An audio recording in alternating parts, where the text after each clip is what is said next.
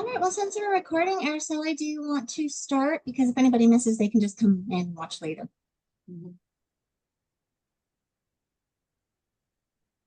That would be perfect. Awesome. Thank you so much. Been hectic here at the federal prison. We've been doing Correctional Workers Week, so it's been crazy. But I wanted to welcome everybody to the Pima County Reentry Coalition meeting. You know, we meet monthly to be able to share the local resources for all the reentry practitioners. And we're made up of a hub in lieu of a board. So there's a number of us who are from just different entities throughout Tucson. Some folks even join us from Phoenix, and we're just able to share information. The hub is made up of Linda Leatherman, who's currently in sabbatical, Miranda, who does all this lovely scheduling of everything that we do, Mike Gutierrez, that works with the Catholic Diocese on a reentry program and does a lot of great things with the families and getting people to the prisons. And then we have, I can't think of Doyle Morrison, who's at the Transition Center, and he does just keeps us in the loop of all the services too. So we just welcome you, and Miranda, as I am super late leaving and wasn't able to get home to run this, if you don't mind taking over, because I can't remember who's first. Okay, sure. Happy to. I am so pleased to introduce my lovely operations director, Maddie Bergoglio. She is with the Inside Out Network, as I am too. It's been a while since we've presented for y'all, and I thought the best person to do it was Maddie. We've got some really exciting updates. We've got some new features on the site. And yeah, for those of you who haven't seen what the Inside Out Network is, or you know what we do, Maddie's going to show you. So take it away, Maddie. Well, thank you, Miranda. Thank you guys so much for having me. I hear a lot of wonderful things about this coalition, so I'm grateful to be here with all of you today. As Miranda said, I'm the Director of Operations with the Inside Out Network. We are a nonprofit organization that works to try and help connect in the community who can help. So we have an online platform that allows individuals to create profiles specific to them and their needs, and then they can connect with providers who also create their own profiles to just be able to connect on our platform. So I'm going to go ahead and show you guys a demo and kind of show you what it looks like. I think I don't know if someone's asking. Yeah, I was going through trying to mute everybody. So if y'all could mute yourselves while Maddie's chatting away, that would be wonderful. Thank you. And so I'm going to show you guys a demo of the platform, and you can answer, like if you have any questions, please feel free to ask as I'm going. I'm going to share my screen and just kind of go through quickly, what it looks like for a returning citizen. So as I said, they get to build profiles specific to them and their needs, and then what their user experience is like and what it is like for them to connect with providers in the community. And then I will also show you things on the provider end and what it looks like for them to be able to connect with returning citizens. So like I said, as I'm going, if you have any questions, let me know. And I'd be happy to answer them, but I'm going to go ahead and share my screen. And also while I'm doing this, I'm going to point out a couple newer features that we have. So some of you maybe don't know who we are or what we do at all. So I'll kind of try to go through a little bit thoroughly, but also, for those of you who do know who we are and what we do, we also have added some new features for both returning citizens and service providers that I think might be helpful to mention. So first, starting out with the InsideOutNetwork.net, that's our website. So that's how people can access our site. We are not an app, so you don't need to download anything, but you just want to go to the InsideOutNetwork.net in order to access. So starting out with returning citizen registration, I'm going to touch on this, especially because this is where we have some new features for returning citizens.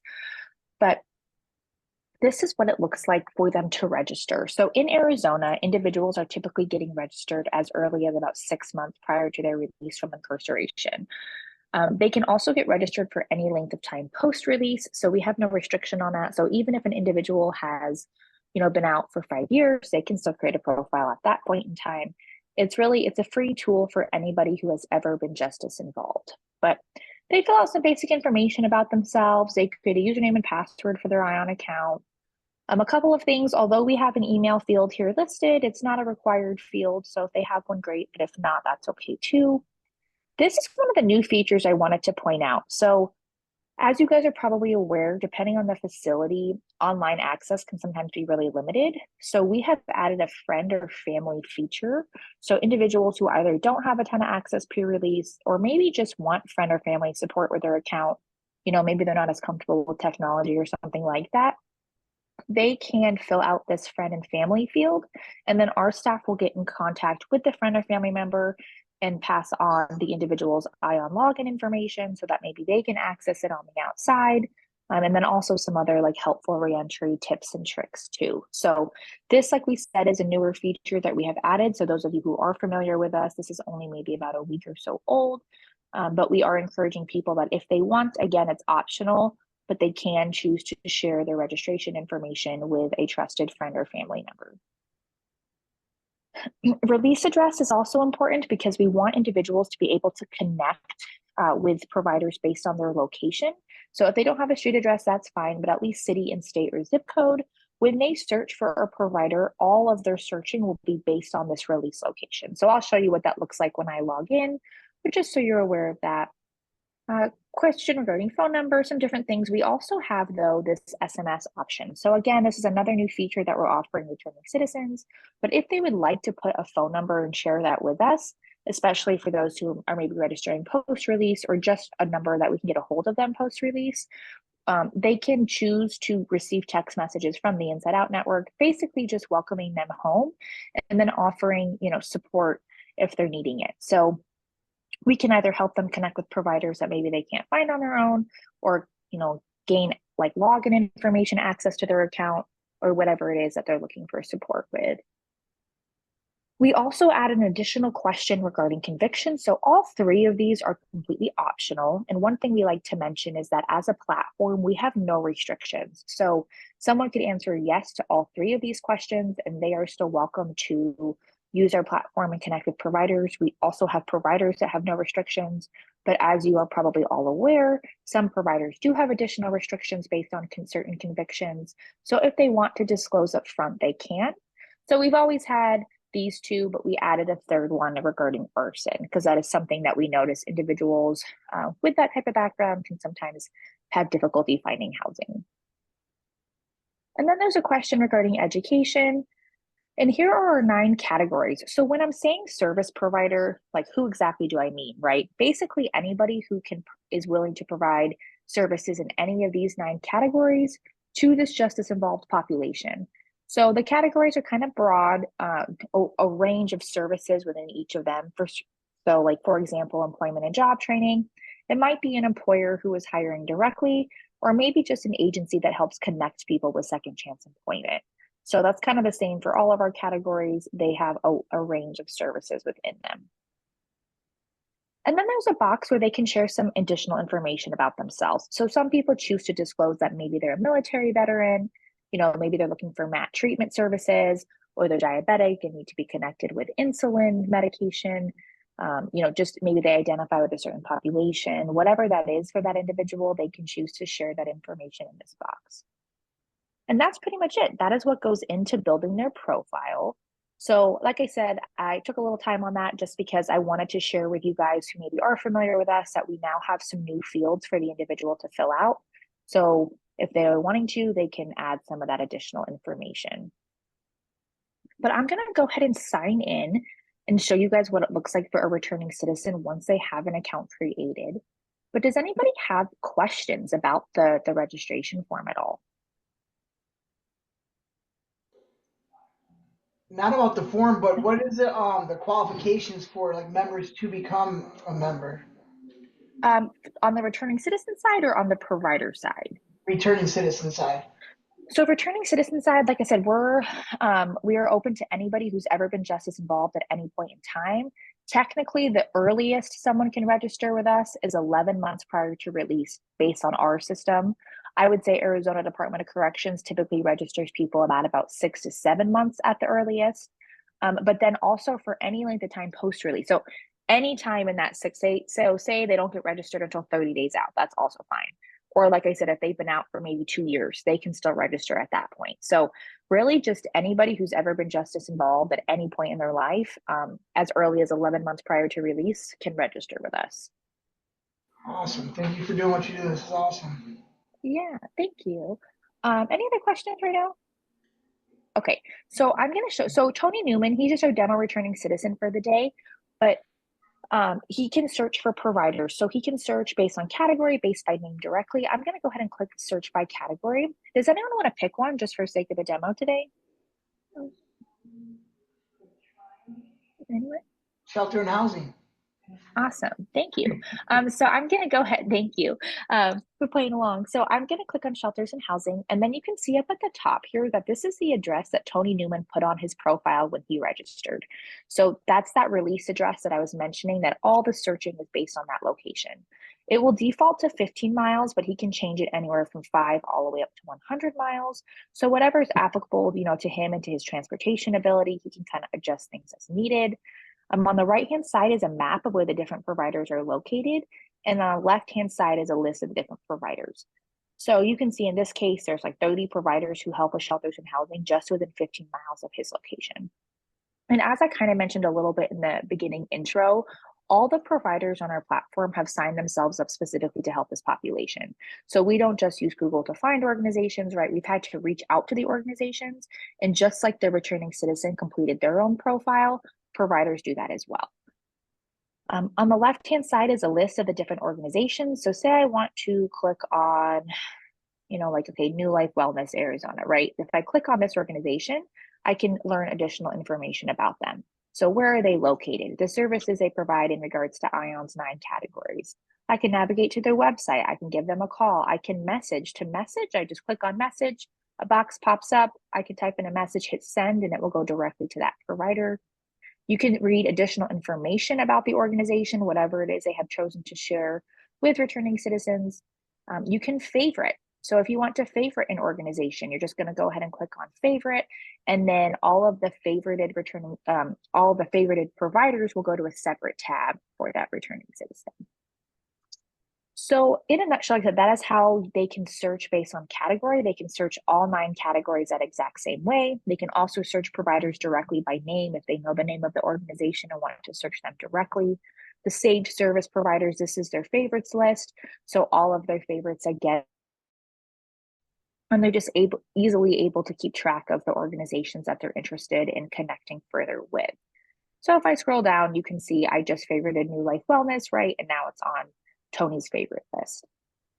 You'll also see it traveling with us, but messages. So one thing that is a little bit unique is this is a tool that is designed for pre and post-release. So whatever an individual is doing pre-release or their family is doing pre-release, the individual will still have access to that same information post-release. So any favorites they make or any messages they send will all be housed in their ION profile.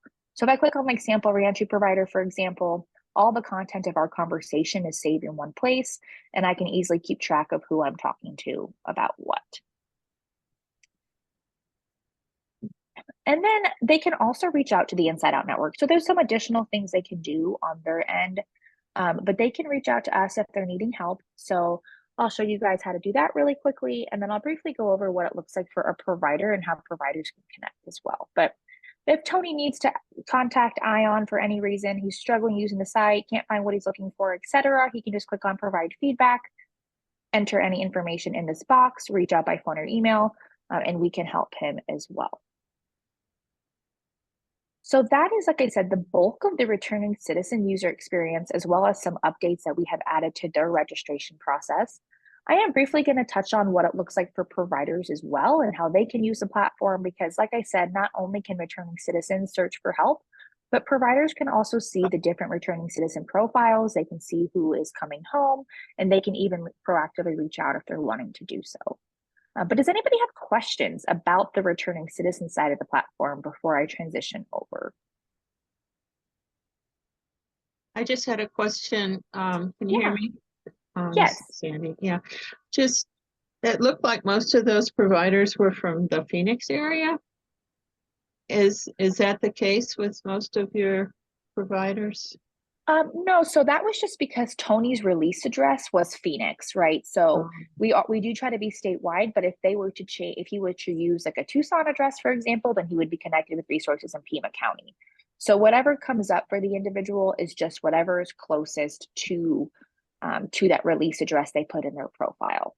Could you show us an example of a list for Pima County area? Yeah. Housing So or some other yeah, service? I'll just do multi-service. And then if you could, so I'll show you how. So Tony can change his address at any point in time on his profile, but he can also change it just for this one search. So like, do you have a Tucson zip code? Yeah, I was just gonna say try 85706. Okay, thank you. I'm not from Tucson, so. Good. And so if I type in the zip code right now, things that will come up are things near that zip code. So he can again change it on his profile or just for this one search, and then it will default to 15 miles. But again, he can change it as needed. So you can see these are the organizations that come up within that 15-mile radius of now that Tucson zip code. Thank you. Yeah. So we do try to be statewide. Of course, when people are more rural, that is when I really encourage you to expand the search radius, because not that the individual may get 100 miles away, but say they're looking for healthcare, right? There may be somebody in Phoenix who does provide telehealth services. So I still encourage the individual, like Pima County is pretty established. We do have a good number of providers, but say like someone was going back to like Parker, Arizona, right? I do encourage them to expand that search radius so that they can connect with providers, even in that maybe they can't get to physically, but that they can still connect with virtually somehow. So, any other questions about this side of things? Okay, well, I'm going to go ahead and log out and then show you guys what it looks like for a provider, just so you can get a feel for that really quickly as well. So starting with provider registration, again, I'm just going to go over it quickly because one of our new updated features for providers has to do with the registration process. But in order for an organization to register, they just need to complete this information on this form. So basically everything you saw when we were looking at like New Life Wellness Profile, all that was built by the provider, right? So this is where they put that information. Just username and password, location. If an organization has multiple locations, they can also add those additional locations once they have an account created. Email address, it's not visible to the public, but just they receive notifications if someone messages them. Primary contact, hours of operation, right? And then all of these details are up to the individual provider. So if they have eligibility requirements, if they do have restrictions, if there is a cost or they take access, or how an individual makes an appointment, or if like able to be determined by the provider themselves, so they can share that information here. They also choose from the same list of 9 categories of different things they provide. So I'll kind of explain why that's important a little bit in here in a second, but they want to select, they can choose one or they can choose multiple, but whatever services it is that organization provides, they want to make sure they're selecting that. And then there's some boxes for descriptions as well. But this is the new thing that we added for providers. So you can see here at the bottom, it used to be that a provider, as soon as they hit submit, they were automatically logged into their ION account and could begin connecting. We now have a pending period where ION staff kind of just does some research to make sure this organization seems legitimate, and then we will approve them. So we do try to make that pretty quickly, like within 24 hours or so, but that is something that we have added. So now providers, they would receive an email notification once their account has gone to active. So that is just something we want to make providers aware of. If you're already a provider with us, this will not really impact you. But if you are interested in becoming a provider with us, we just wanted to let you know. In addition, though, if you are already a provider with us, but say for whatever reason you're temporarily closed for services, we can always put you back in a pending status as well. So that way you still keep your account with us. You're just not listed to the public at that point in time. So it does give us a little bit more leeway that way. So that is kind of a new feature, like I said, to the provider registration. But for the most part, we try to keep it pretty simple so that you can get your organization registered quickly. I'm going to sign in and show you what it looks like for a provider once they have an account created. But does anybody have questions about provider registration? Okay, well, so this is what it looks like when a provider has an account. So a couple things that are important here. For one, this new and upcoming releases tab, right? This 214, this basically means that there are 214 individuals within a certain mile radius of the provider who are also looking for the types of services they provide. So I want to clarify that matching thing a little bit further. So on the returning citizen registration form, right, the individuals had to select from from all the 9 categories of different services they're looking for. Say the returning citizen only selected 2 categories, right? When they log in, they will still always be able to search all 9. But where that category selection is important is for this matching right here. So the individual will only come up for a provider from those 2 categories they selected, right? So if an individual is looking for employment and job training and wants to come up on the list for people who provide employment and job training, they need to make sure they selected that on their registration form, because we try to provide the providers with relevant matches, right? So it will just be those within a certain mile radius and who have alignment categories. But if I click on this new and upcoming releases tab, you'll be able to see a list of individuals and the different information in their profile. So as a provider, when an individual registers, they're agreeing to share all of that registration information with you. So as a provider, you're able to see that, and you can even proactively reach out if you're wanting to. So I'm going to show you one of our demo accounts, Tommy Martin. And if I click on his name, you can see that I can see all additional information about this individual.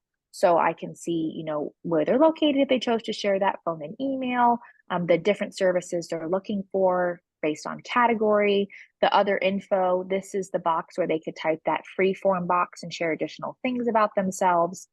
As a provider, I can make some distinctions if they're a match or not a match. I can make provider notes. I can even send Tommy Martin a message directly. So there are some different things that you can do as a provider in order to keep track and reach out. You can see also Tommy Martin's name is green. That is because as a provider, I marked, yes, he is a potential match for our program. If I had marked no, he would turn red. And like I said, I can make some additional notes to myself as well. So that is something that providers can do. Like I said, they can reach out by phone or email if that's provided. They can also reach out directly through the Inside Out Network platform. And they can also group message. So you see how Tommy has a filled in bubble. If I were to fill in a couple other ones, if I go up to the top and click on group message, anybody who has a filled in bubble, they will receive that message as well. As a provider, you can export information too. So you can export all returning citizen data into an Excel spreadsheet, and you can kind of do what you would like with that information too. So that is some things that providers can do to connect with returning citizens proactively. Again, they can reach out if they're wanting to. It's also helpful though that if someone does message them, they can always go to this tab to read more information about them. You can see as a provider, you also have all the messages saved in your profile. So anybody who messages you or anybody you message, you can just click on their name to see all the content of that conversation as well. So it just kind of helps you keep track of who you're talking to about what. Some people ask, like, what is the difference between new and upcoming releases and my returning citizen profiles? You can see this number is much larger. Basically, we just try to help keep things a little bit organized. So in this case, once the month of May ends, individuals will no longer be considered a new or upcoming release in our system. Their profiles will just transition to the My Returning Citizen Profile tab. And then as a provider, there's some additional things you can do. Like you guys can search for providers the same way that a returning citizen can. So you guys can search, you can save, you can message with other providers in the community. So you guys, like I said, can connect all the same ways that Tony Newman could when we were looking at his profile too. And then we also have what is called the hub, and this is another way that providers can connect. So you can see on this left-hand side, it's a private area that's not accessible to returning citizens. It's just a place for providers to connect, and often where I'm posting things as well that's happening at the Inside Out Network. So you can just read what's going on with us, but you can also share your organization information. So we do encourage providers to share their information and connect with one another through this hub as well. And I know I've been talking for a while, but that's kind of some of the main features. I wanted to just kind of get through the demo a little bit quickly so that you guys can kind of get the gist of, like I said, how returning citizens can connect with providers, and then also how providers in the community can connect with returning citizens. So if any of you have any questions right now, you can let me know. But if you would like some additional information about us, or you would like to register with us, or you know of an organization who might like to register with us, please let us know. You can pass along my information. I put it in the chat as well in the beginning of the meeting. You have Miranda's information too, probably. So, we're happy to connect further, do demos like this for other people in your organization. We're just always trying to continue to grow the network. Just for a little bit of context, in Arizona, we have now passed about 200 providers, and we're up and running in some other states as well. So, Maddie, how many Yeah. returning citizens do we have registered? Yay, we just passed 10,000. So that's pretty exciting for us. We now have over 10,000 returning citizen users. So that's been a pretty exciting milestone. And we just launched in Oregon as well. So we were up and running in Illinois. We have been up and running in Arizona. And then in Oregon, we just started returning citizen registration last week. So that's our newest state where we're kind of fully launched. We're in pilot launch stage, but we actually have platform fully functioning. And then we just added Mississippi as well. Aracelli, I think you have a question. Yes. So you're saying that the Arizona state inmates are being registered six months to the door. Who is doing that? Yes, so that is the goal. It is part of their policy, like their exit planning, that they will register individuals about that 6 to 7 month mark. The CO3 is responsible for doing that. So if you're familiar with the CO3 position, they're kind of the case management role at DOC, and we have done some work, hopefully training them and letting them know about ION. So they're kind of responsible for giving the information to the returning citizen. Of course, it is always optional, so that individual can choose to register or not. But the CO3 is the one who is responsible to share information with them about ION and then also offer them at least registration. So in some places, they actually have pre-release access. For example, Second Chance Center, they typically allow people to have actually access to the platform and be connecting with providers. But even if they don't have the access, the CO3 at least is supposed to offer them a paper registration form where they can at least fill that out, and that can get sent to us and we can at least get them registered. Did that help, hopefully?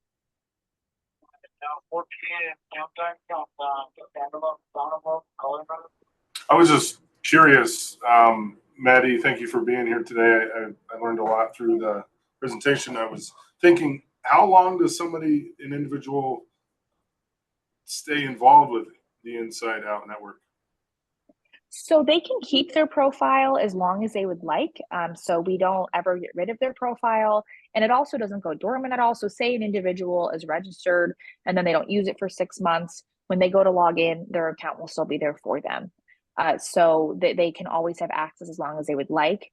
As far as patterns or things we're noticing, we're still kind of early stages of collecting data on things. But one thing we did find interesting is that some people will use it maybe a little bit when they first get out, and then they won't use it, say, for like 90 days. And then we see an increase at the 4 month mark. And a lot of what that's showing us is that a lot of people enter, say, a 90-day program, and then that 90-day program ends. But now where do they go, right? What are they going to do? Now they're time to find employment. So we have noticed a little bit of trends like that. Like I said, data collection wise, it's still early stages, but they can use it as long as they would like. So. Speaking of data collection, I just want to throw it out there because it ties into two things. A lot of the things that Maddie has spoken about and all the features and cool stuff that we have on our site and that it can do.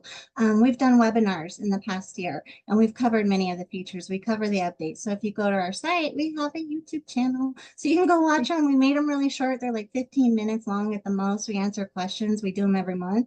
So if you want to hop on with us, ask us questions and, do real time each month, me and Maddie are super cool and do that. Yeah, that's what I wanted to throw out there. I think that makes sense. Oh, the data thing. Yeah, that's why I said it, because I did. You can export like all the data about your returning citizens and you can do cool stuff with it. And I made a whole webinar about it and I wish people would watch it. So if you want to, y'all are welcome to go check it out and see, because there really is, you can see the needs that are in the community. You can see all these returning citizens need this much, they need housing or they need this or that. There's a lot of good information there that I think could be incredibly beneficial to all of our organizations. So thank you, Sam, for bringing up data. I always need a good throw it up there. Yeah, the export feature that we have that I kind of just briefly touched on can be great for that. Or if your organization even provides something specifically, like for example, I work with organizations that provide services to veterans. They like to export the Excel spreadsheet or to the Excel spreadsheet, and then they can just like keyword search veteran, right? So anybody who mentioned veteran in their registration form now will be easily visible to them without them having to go through each profile. So in addition to being able to check for things like that, as Miranda was saying, you can also pull some information to find out like what types of services are people requesting, where are people typically located, right? That kind of thing as well. Any other questions? I'm gonna find the YouTube link right now, just to let you know. I saw it in the chat. I'll stick it in there. Thank you. Thank you for asking. Maddie, Yeah, I had a question. Thank you for being here, and yes. thank you for informing us about the Inside Out network. I was curious, what are the expectations of a service provider? Are we to wait for them to contact us, or do we reach out to them, call them? Yeah. What are we expected to do? Yeah, that's a great question. So typically our basic expectation is that one, of course, right, you're definitely passionate about serving this population because that's why we kind of have providers self-enroll. But as far as communication goes, it really just depends on your organization and your bandwidth and your preference in doing things. We have some providers that love to do proactive reach out, right? They just want to message people and say, welcome home. We're here for you if you need anything. And I will say I have seen individuals log into their account, right? And when they have a message from a provider, it's so encouraging to them because they're like, wow, somebody really cares enough to reach out. So I always tell providers, you may send 100 messages and only hear back from like 2, but the other 98 probably also saw that you messaged them, and just knowing that somebody is there can make a huge difference for them. So we always are encouraged, if providers do have the bandwidth and they're open to it, the proactive reach out piece is great. However, overall, our like minimum expectation is that you are just at least responsive to messages if somebody does reach out to you. Right, because they're reaching out, they're looking for help in one way or another. So we just ask that, of course, you respond if someone does message you. And that's kind of why we have the email attached to your account so that you can get notified if somebody does message you. You receive an email that says, there's a message waiting you for you in the Inside Out Network profile. So we do try to provide some things to help with that response component. But yeah, so overall, it's really up to your organization and your bandwidth. Like I said, it's great if providers can do the proactive piece, but the proactive piece is not necessarily required. However, at least being responsive, that is something we do ask. Yeah, because we've reached out proactively I've actually reached out proactively to several, but I've gotten no response. So I guess it's just a matter of waiting for them to contact you back. And I know I'm not a very patient person. I guess I want them to call me back if they're interested. And so it's just that we've been with the Inside Out Network for now a few years, and we just it's not really been a tool that's been a way that it's not really been something that we've been able to contact people with, or they've not responded to us, I guess, mainly. I suppose that's the reason. That's a very, very good point. I'm just going to touch on that quickly. Yeah, J. Michael, you've been around since we started. We're a baby little organization in 2020. So we were just starting with ADCRR and getting them to, allow the returning citizens to message out through the site has been a slow and steady uphill battle. But that's why we added things like the feature with the friends and family. So we're finding loopholes to be able to get them the access to message our providers. And I do know, you just got to keep throwing it out there and see what sticks to the wall. Like Maddie was saying, you reach out and you hope that somebody sees it. And for that one person who does get to see it, I think it's kind of worth it. And all the work that you do is so valuable. So we appreciate, all the reach out that you have done. A good chunk of those first 2 years, we didn't have the COs actively trying to, work with the returning citizens. A lot of them getting the CO culture to actually want to help the returning citizens with the retreat. Everybody here knows how that goes. So, there's some who are very, it's their passion. They want to do it. And some of them it's just a thing on their checklist to do. So that has been a struggle, but we're hoping that all the little loopholes and, us going to parole, Maddie going everywhere, the second chance centers, us trying to get the returning citizens to see like, hey, the providers are here. We're hoping maybe that way after their release is a good way to kind of get engaged. So, Maddie, did you want to kind of touch anything else? Yeah, I was just going to add too. So yeah, thank you so much. But like I said, for doing reach out, we are, as Miranda was saying, trying to figure out different ways to help with the engagement piece, especially pre-release when they first get registered and things. Of course, we are always still working with like tablet organizations as well, because ideally, right, we'd like to be on the tablet sometime soon, and that would be able to allow individuals a lot more access to the platform to message and connect as well. But in the meantime, as Miranda was saying, that's why we tried to add like the family and friend feature and different things. However, I will say I do work with some individuals who maybe they see a message from you and they might not actually respond on Ion, but sometimes that prompts them to like check out your organization and then check out your website and give you a call or pursue it in other ways. So one thing I will say is I know a lot of individuals who still find the resources they're looking for on Ion, even if they don't choose to engage in messaging through the platform. Sometimes it is enough to just prompt them to reach out in other ways. So sometimes, like I said, I hear that actually pretty often from people that they're like, oh, so-and-so messaged me. So then they typed in their name because they can search by name and they went to the website, or they chose to call the provider even instead of message. So sometimes, even if they don't actually respond to that message, they might still find you or hear about you through that initial message you sent. So I don't know if that helps at all, but we do appreciate your patience, you know, as we're trying to increase engagement amongst returning citizens. And it kind of goes both ways, because I know a lot of returning citizens who have also reached out to providers, and providers are not always the most responsive on their end. So I think it just takes both parties really just continuing to try, and eventually I think it will begin to stick for both. So We can do Thank it. you. We got this. yeah, I know. We got this. Any other questions? Hey, hey, Maddie. This is Armando Gutierrez.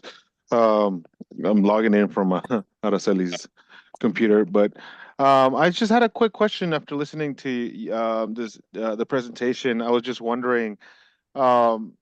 I know that it's still picking up momentum, but have you gotten any? Is there any feedback on to how you guys can measure whether how helpful this is working out?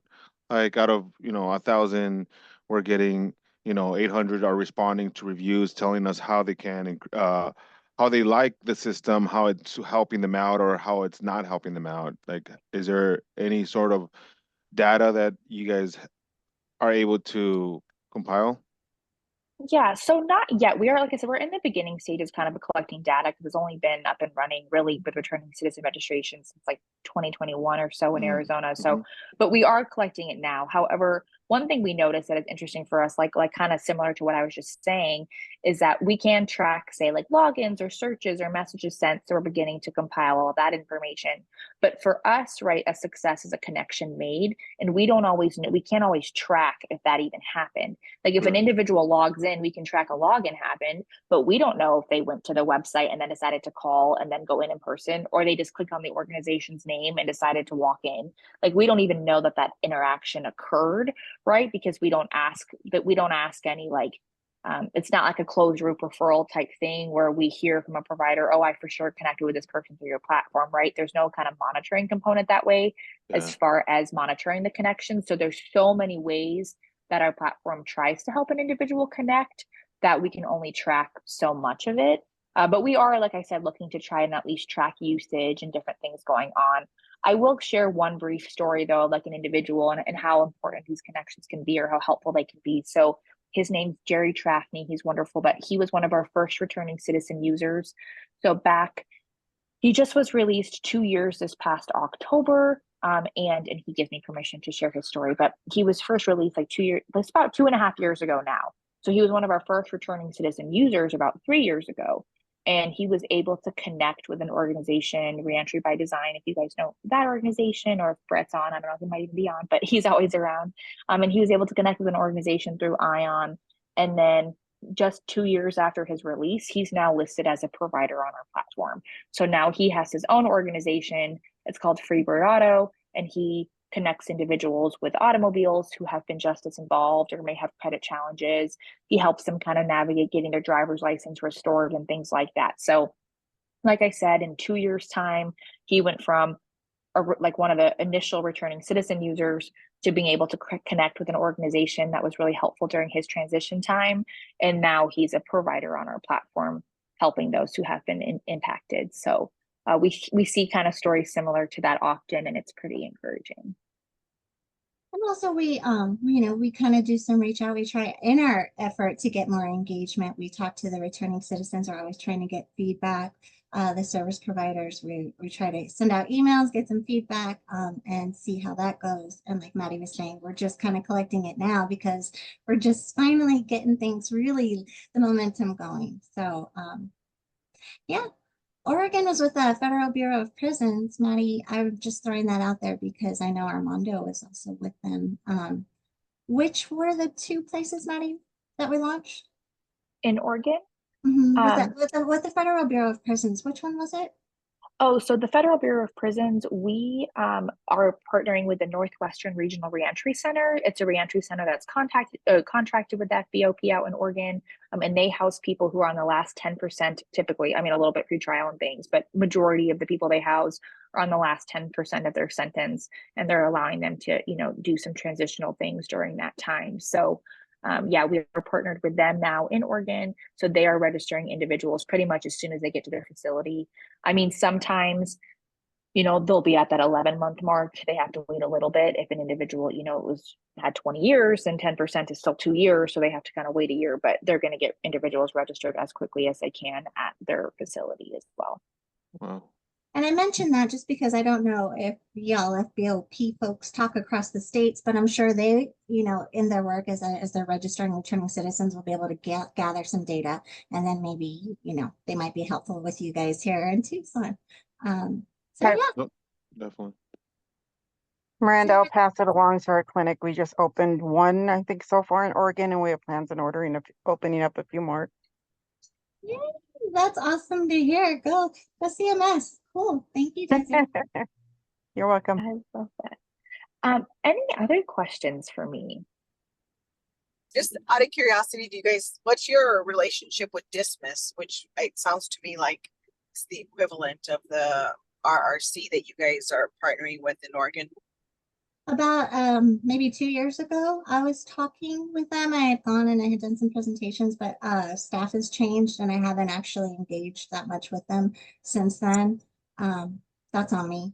So that's where that's at, but I would love to get back, into it. So that's thank you. That's a good nudge for me to reach out. Yeah, that would be a great way for them to see the model, that it's being utilized in another federal halfway house. So maybe they'll kind of, you guys could share a little bit about how it's working for the RRC over there in Oregon. I can connect if you need. Thank you. Alrighty, well, if nobody has any other questions for Maddie, you rock. Thank you so much. I appreciate you more than you know. So yeah, thank you, Maddie. And we'll move on. Nicholas, are you ready to? Thank you, guys. Thank you so much. Let me get this screen up here. Okay, you ready for me? Yep. All right, y'all. My name is Nicholas Winchester. I am Treatment Services Coordinator here at Transitional Living Center Recovery. Mr. Daniel asked me if we are affiliated with TLC. That's one of the main reasons why my position got formed was we're getting our name out there. There's a lot of changes happening here at TLCR. And when I start my tours, I always say, I love TLCR. And I always say, I don't say that because I work here. I work here because I just said that. I came back here to get certified as a peer support specialist about 1.5 years ago. I had a job lined up in Tempe, and I was looking around, and the people here are amazing. So I finally followed my heart, and I stayed here. TLCR has been around for about 19 years. It started out in Yuma, Arizona, and then it got going here in Casa Grande about 14 years ago. We just went through a sale, and there's a lot of changes happening here, like I said, and we're planning on moving towards the Tucson area. I saw a few Tucsons in there. TLCR was, give me 1 second, there we go. TLCR Living Center was founded by a group of men and women just like us in recovery from drug and alcohol addictions. Mr. Rick Plosky, one of the owners, he's been down here training me, and he's got a very exciting story. Everyone that works here has lived experience. So the peer support here, they're really easy to relate to. We're mostly transitional living and resources. I'm loving the Inside Out program. I'm going to definitely get us involved in that. We do have 11 houses that we sublease through, a total of 76 beds. When members come in here, we have a day program. It's 5 days a week, 8 hours a day. It gets that momentum going and that structure for a 40-hour work week. Our day program, we have everything from life skills, personal development, conscious living, cognitive behavioral management, and then throughout the day program, twice a day, we have a job bank. This takes our members out in the community at 9 a.m. and 2 p.m. to put applications in around. We do have 2 state certified classes, moral recognition therapy, and that's twice a week that we have that class. And we have relapse prevention. We have that 5 days a week. The times are 10:30 to 12 and 6 to 7:30. There's a lot of good things that are happening here. Once a month, we now have a Christian concert that comes in with Minutes with God, and we host a concert. It's just a lot of networking that happens. So another part of our program is our Turtle Bay Cafe. This is a really good program. It's a 6-week program.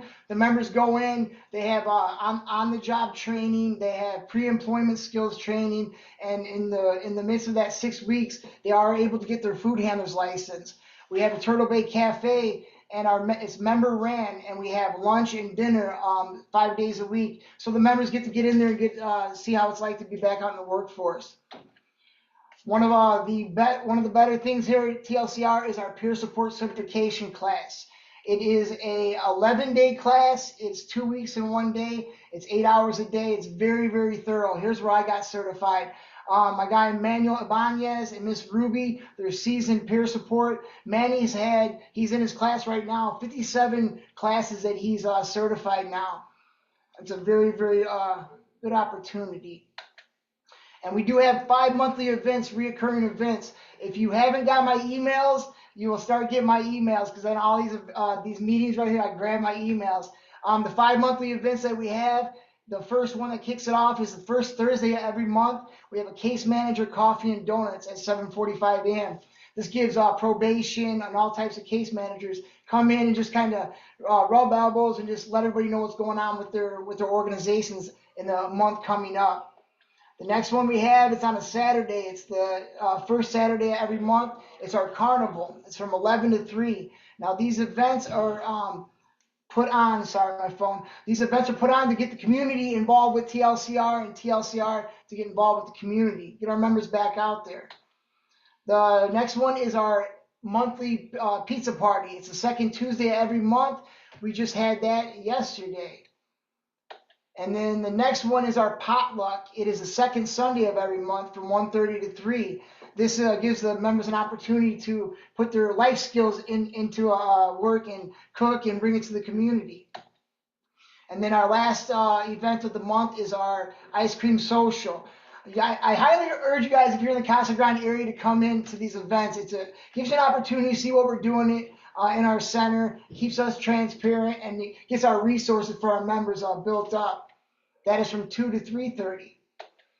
And then we have 3 annual events. Now the first one is our Serenity Sunsplash. That's going to be coming up here soon. It's over at our local pool here in Casa Grande. The next one is our Trick or Treat Halloween event. This we have at the baseball field here in Casa Grande.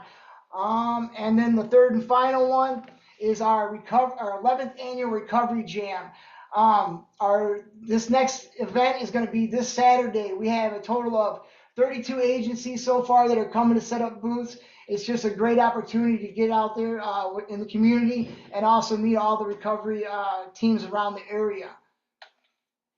And so to become a member here at TLCR, we do screenings in the local jails, and that's one way that members come in here. We also do a lot of walk-ins. One of my jobs here at TLCR is to network with all the treatment centers around, because our facility isn't for everyone, but if it's not for everyone, we want to see you lay your head down somewhere. We network with a lot of SO houses, a lot of women's houses, a lot of men's houses. I like what you guys are all doing here because this is how we win this thing. We do it together. My guy, Mr. Leroy over at Arizona Works, he said it the best a couple weeks ago. He said, we all want to do good, but we're not perfect at what we do. But together, we're that much closer to perfection. I love that aspect of it all. Guys have any questions for me? So I had a quick question. Nicholas. So you said you guys are you're moving towards Tucson. Yeah, so the sale just went through and everything. Been a crazy couple of months here, but they are moving out towards the Tucson location. So the ball is rolling. We were just out at the Recovery Palooza in Tucson. Got to meet up with a lot of agencies out there. It was a good time. That's awesome. That's amazing. That's good to hear. And we do have, Casa Grande is just right down the road. So we definitely have a lot of people who are going out there. Sam, did you have something? Yes, I just want to say that's pretty cool, Nicholas, what you're doing up there in Casa Grande. And I am also a recovery support specialist and been serving this community here in Tucson for a number of years and just appreciate what you do, how you shared. And it's interesting what like-minded people can come up with and accomplish with a little bit of support. That's very true, Sam.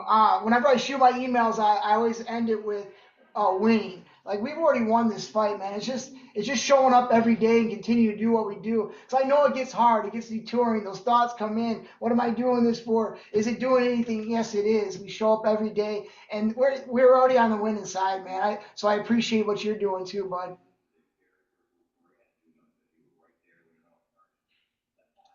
Awesome. Does anybody have any questions for Nicholas? I do. Can you hear me? Yes, Yes. seriously. All right. So what is the what do you know what area or what part of Tucson you're going to be in? I do not know the proximities of everything, but I know that we are going out there because they're already building a team to go out there to start training out there. Okay. But we coming, we coming. And you mentioned that you guys partner with a number of housing entities in the Casa Grande area, and you, in particular, SO. Do you guys have a good SO support system for housing in Casa Grande? So, to be honest with you, there needs to be more SO houses. I just started this position about 6 months ago, and one of my pastors got a hold of me, was trying to get a member in here that had an SO case, and I didn't realize how scarce those houses were. But here's what happens through communication. That pastor is now in the process of opening an SO house. But so we don't accept SO cases here because we do work with children in our community events, but my list of my resources for the SO houses is starting to grow very, very much so. All right, thank you so much. No problem. Because like I said, I have lived experience. I've been through the system multiple times, and I may not agree with what charges people got, but they have served their time, and it is time to get back to life. That's what recovery is. Recovery, my idea, my view, recovery is not nitpicking how to do recovery. It's showing support so everybody can recover. Danny, did you have your hand up? Did you have a question? I just wanted to ask about the SO relationship that they had, but Aracelli kind of touched base on that. Yeah. Oh, cool. Well, Nicholas, I love to see bringing the community together and all those events. That's amazing. And if you can, if you need help with that here in Tucson, well, I'm going to talk to you anyhow after this. We'll connect because I know so many things, so many organizations and things, and it would be great to kind of build up that community here. So thank you so much for taking time to present. It was so last minute. I appreciate you so much. And Maddie, thank you both. I appreciate you. Also very much. And Sam, Sam, you're my go-to update. So if nobody has any other questions for Nicholas, we have Sam. Yes, ma'am. I wanted to just say thank you to everybody that has shared and provided information about each organization that you represent. I think it's pretty cool that this Reentry Coalition does exist. And for me, I kind of play a few different roles, different hats, but this particular subject today is about Career Plus. It's through the Miracle Center Gap Ministries Campus of Hope. We are located here in Tucson at 2025 West Highway Drive. And one of the biggest, coolest things I can say from this process as a program coordinator for Career Plus is it's life development and vocational training. And so we have 3 vocations that we have on site. We have 2 on site here. Culinary, which someone can earn a safe certificate, managerial and food handler certificate. Also warehouse training, which deals with logistics, stocking, packing, sorting, and someone can earn a forklift certification.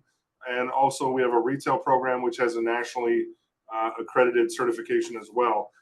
Throwing the application on the chat, it is cpapp.gapmin.com.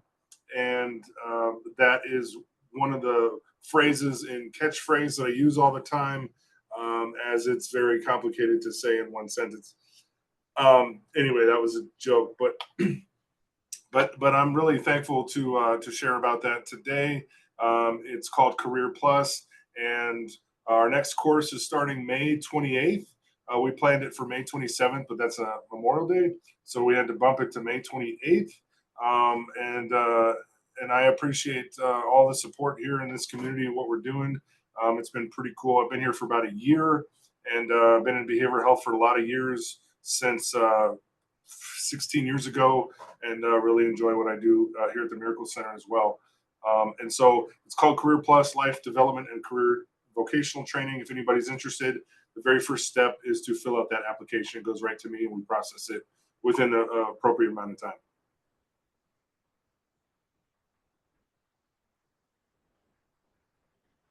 So that's my spiel there. Mm-hmm. Awesome. Thank you, Sam. Great. Does anybody have any questions? I'm looking at 2 screens right now. It's freaking me out. Okay. So then Aracelli, or I don't know if Judge Powell is here with a second chance update. Let me see if Judge is here. Is anybody? Judge? Yay, I finally made it home. Oh my gosh. Congratulations. Yes. Hold on. Let me have my daughter get these dogs, because otherwise he'll start barking. Okay, so Second Chance Tucson is gearing up for their next job fair, which is on August Thursday. So it's Thursday, August. I believe the date is the 15th. And we are trying. So in years past, Second Chance Tucson has done job fair orientations in order to ensure that we have adequately prepared the job seekers for the job fair, in order to continue to nurture some of those relationships with employers, to ensure, that we have a continual relationship. And what we did last year is we didn't do the job fair orientations, and what we found is some of our relationships were fractured as a result. So we just want to make sure that we have job seekers coming to the job fair prepared and ready, just to work a job and to get a job and to continue to be a light in that environment, so that employers can seek further second chancers, who will be willing, that they'll be willing to hire. So we'll be setting out a calendar here soon. We'll be working with a number, we're working with probation, so that we'll have them at the Learn offices on the Ajo and the East. And then we'll also, we're definitely collaborating with Arizona at Work with all this. So we just want to make sure that you guys are well aware.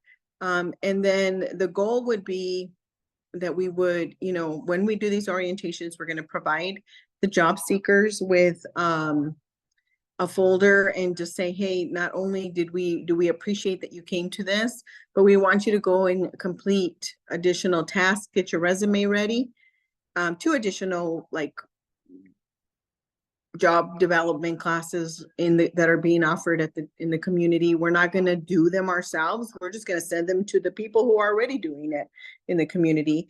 And then once they do that, we'll have our community partners that we're partnering with be able to check off, yep, they did, and we're going to give them clothing voucher either to Goodwill or maybe Dysart Industries. We haven't gotten confirmation from them, but we have asked them for that. And then we're also working right now to solidify possibly getting up to 30 to 50 haircut vouchers so that they're, ready to roll at the job fair. Do you have any questions? But that's what we're working on. So we appreciate you guys spreading the word. We already on June 4th, we're having our next Second Chance Forum. We'll have the current director of the Arizona Department of Rehabilitation and Reentry present, and then some success stories. We're trying to get an employer to talk, and that's going to be our big launch. But we already have some employers and some community resources that have already signed up. So it's just a matter of, wanting to make sure you guys are well versed on what we're doing here at Second Chance Tucson. Any questions?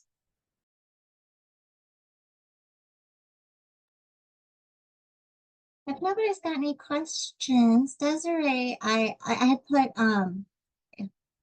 in the agenda, there's little you see everything that everybody was talking about. And Desiree, I was wondering if you wanted to mention what CMS was doing.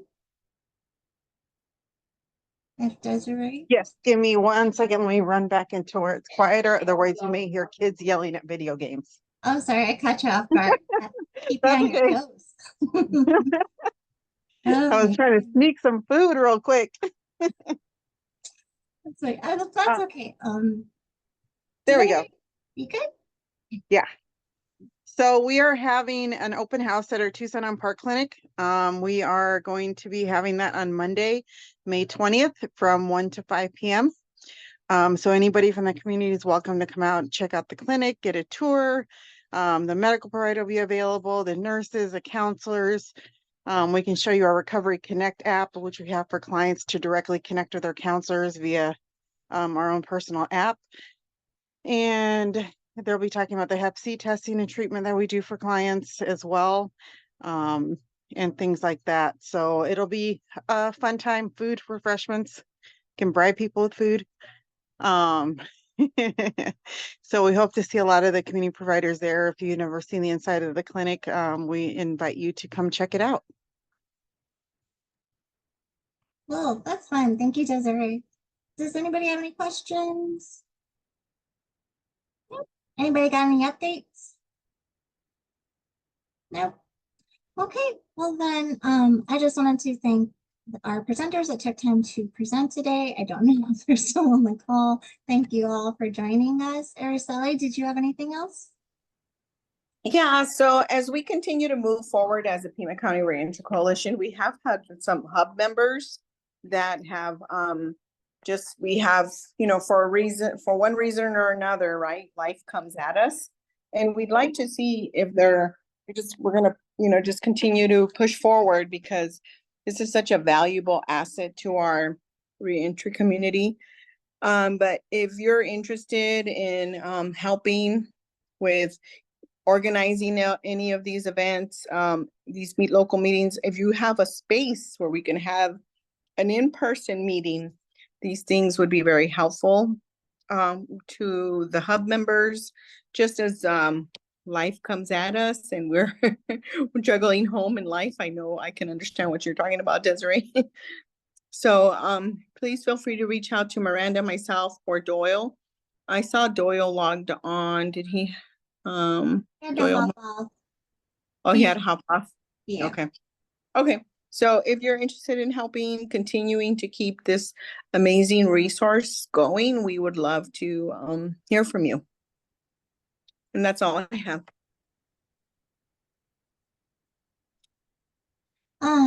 Melissa was asking, Desiree, if the training on Monday, if it'll be offered again.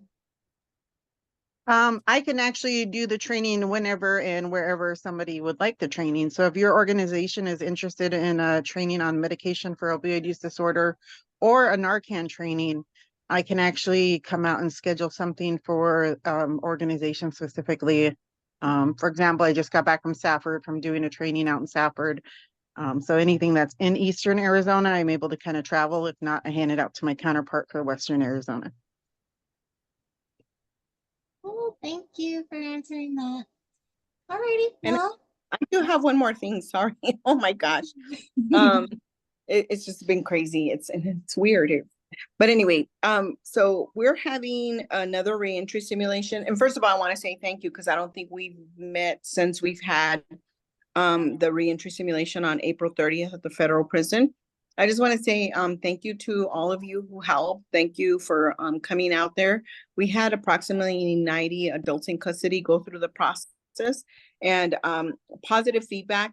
Got some really good suggestions too that I was able to share with Tasha, who trained me on this, and she's sharing it at a national level so that we can maybe add some different scenarios as we work with different populations, because, you know, like a sex offender, I just found out in the federal prison when they get released, depending on their crime, they might be doing like weekly polygraphs, you know? So yeah, I know, that's what I thought, Miranda. We're looking. Work. Oh my gosh, I'm sorry. Yeah, so we're looking at trying to get creative with some of this stuff, because even us as reentry practitioners, like that was just a weird thing for me. But yeah, sure enough, that's what U.S. probation told this individual that Armando and I were helping. So we're just looking at that. So as we're moving forward, we're going to have yet another opportunity to continue to train individuals on what it feels like when you are like all of a sudden out of prison, where you've been told 24/7 what to do, and now you got to figure it out. So we're going to have another reentry simulation on May 31st, which is a Friday. It's not a convenient. It's at 12:30. But we want to, what we've been asked to do at work is that train the next generation of the future of the BOP. So that's just a great opportunity for us to just give people an opportunity to experience what reentry looks like after you've been incarcerated, and the different scenarios that you're presented with and that they see, and the reason why some people come back. So did I send that to you, Miranda, May 31st? If not, I'll send it. Okay. Again. All right, I'll send it to you, and then we'll see if we can blast it out to everybody. We're not going behind the walls. It's for correctional staff, but it's a great opportunity for us to train folks on how to be, I think, maybe compassionate or a different level of understanding when it comes to reentry. And that's it. Alrighty, that's wonderful. It's always, yeah, I like going to the reentry simulations and, you know, being mean. Is Melissa here? Melissa's still here. She's awesome at those.